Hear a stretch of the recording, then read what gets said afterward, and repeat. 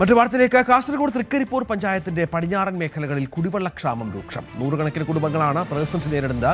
പറയമാനം, കാവില്യാട്ട്, മേലിയാട്ട്, ഉടുമ്പൊന്തല, വയലോടി മേഖലകളിലാണ് പ്രശ്നം ഗുരുതരം.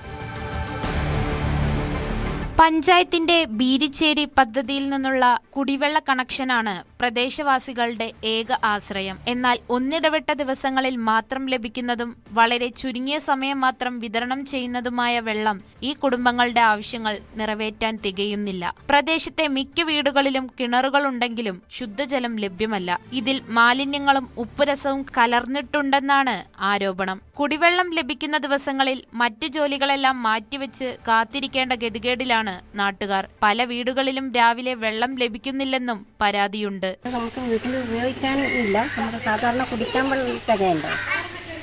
അത് നമ്മൾ രാവിലെ എഴുന്നേറ്റ് നോക്കുമ്പോൾ അവർ 1.5 മണിക്കൂറേ വെള്ളം അടിക്കുന്നില്ലോ. ഒരു 2 മണിക്കൂറിലടിച്ചാൽ കുറച്ച് വെള്ളം കൂടുതൽ കിട്ടിയാലോ നമുക്ക് ഉപയോഗിക്കാം. എല്ലാവരും കുടിവെള്ളത്തിന് വേണ്ടിയിട്ടുള്ള ആഗ്രഹിക്കുന്നു. കുടിവെള്ളം തരുന്നതിന് എന്തില്ല, 6 മണിക്ക് അവർക്ക് വെള്ളം അടിക്കണ്ട. 6 മണി കഴിഞ്ഞിട്ട് വെള്ളം അടിച്ചാൽ നമുക്ക് നിമിതമായ വെള്ളം കിട്ടൂലേ. അതങ്ങ് ഇതിൻ്റെ പൈപ്പ് കട്ടാക്കിയാൽ നമുക്ക് വെള്ളം വരും. ആ പൈപ്പിൽ നിന്ന് വെള്ളം എടുക്കുന്ന ആൾ. നമുക്ക് വെള്ളത്തിന് ആവശ്യത്തിന് വെള്ളത്തിന് എന്തായാലും വെള്ളം നിർബന്ധമാണ്. നമുക്കൊരു വീട്ടിൽ നമുക്ക് അവകാശമാണ് വെള്ളം. അപ്പോൾ ഇത്രയും വെള്ളത്തിന് വേണ്ടി നമ്മൾ ഒരു പാത്രം എടുത്തിട്ട് ഇങ്ങനെ നിൽക്കുമെന്ന് പറഞ്ഞാൽ വെള്ളം തരുമോ എന്ന് വെച്ചിട്ട് വണ്ടിയിൽ കൊണ്ടുവന്നവർ അത് അവർക്ക് വിതരണം ചെയ്യുമ്പോൾ ഇത്ര വെള്ളം കൊടുക്കണമെന്നുണ്ട്. അത്രയും കിട്ടും.